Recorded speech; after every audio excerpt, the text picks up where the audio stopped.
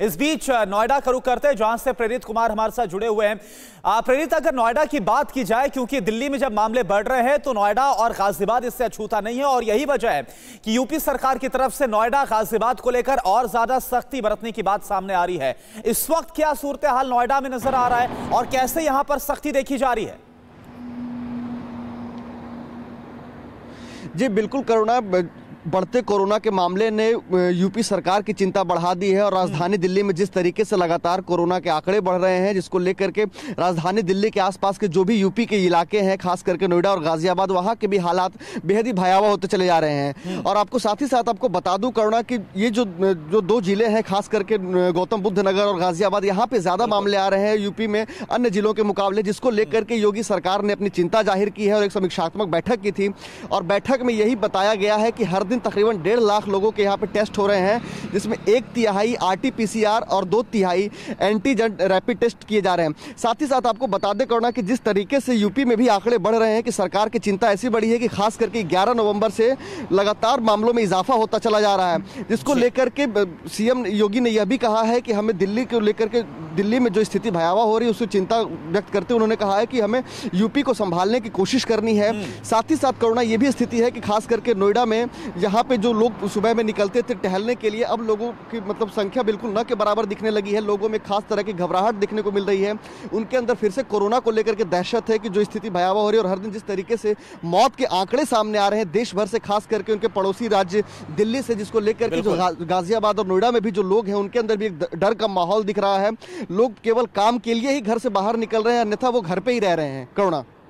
ठीक है प्रेरित, रजनीश आपका मैं रुख कर रहा हूं, ये बताइए, क्योंकि इस वक्त सबसे बड़ी चुनौती है कैसे इस पर एक बार फिर से काबू पाया जाए। इससे पहले हमने देखा टेस्टिंग को बढ़ाया गया था, तमाम कदम उठाए गए थे, तो दिल्ली में फर्स्ट वेव के बाद हालात काफी सुधरे थे, लेकिन ये सेकंड जो वेव है ये बेहद घातक साबित हो रही है। अब दिल्ली सरकार की तरफ से और क्या अतिरिक्त मेजर्स, कदम उठाए जा रहे हैं ताकि जल्द से जल्द ये दूसरी वेव में भी जो चेन है, कोरोना चेन बनती नजर आ रही है, इसको ब्रेक किया जाए?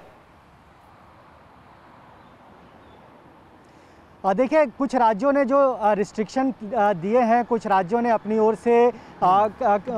थोड़ा मजबूत करने की कोशिश की है अपनी व्यवस्था को, चाहे वो गुजरात हो, हरियाणा हो, उत्तराखंड हो, जहां पे नाइट कर्फ्यू वगैरह लगाया गया है। निश्चित तौर पर दिल्ली सरकार इस दिशा में सोच रही होगी, क्योंकि जब दिल्ली के मुख्यमंत्री अरविंद केजरीवाल ने कहा कि वो बाज़ारों को बंद नहीं करने जा रहे हैं और उनके कई मंत्रियों ने कहा कि लॉकडाउन के बारे में सोच भी नहीं रहे, तो ऐसे में लोगों को जागरूक करना सरकार की बड़ी चुनौती है। ख़ास तौर पे जो दिवाली और छठ पूजा की वजह से बाज़ार में बहुत ज़्यादा भीड़ हो गई थी, उस वक्त मार्केट को रिस्ट्रिक्ट नहीं कर सकते थे, लेकिन अब सरकार के पास ये विकल्प बचा हुआ है कि वो बाज़ारों पर लगाम लगाए, लोगों को अवेयर करे, और ख़ास तौर पर नाइट कर्फ्यू एक ऑप्शन हो सकता है, उस पर सरकार विचार कर रही होगी। आधिकारिक तौर पर दिल्ली सरकार अभी कुछ नहीं कह रही है, वो ज़रूर वेट एंड वॉच की स्थिति में है, लेकिन लगातार जिस तरह से केसेस बढ़ रहे हैं, संक्रमण का दर बढ़ रहा है, लोगों की मौत का आंकड़ा बढ़ रहा है, तो ऐसे में सरकार को कोई ना कोई कंक्रीट कदम उठाना पड़ेगा, कुछ कठोर फैसले लेने होंगे, और ऐसा लगता है कि अगले कुछ घंटों में,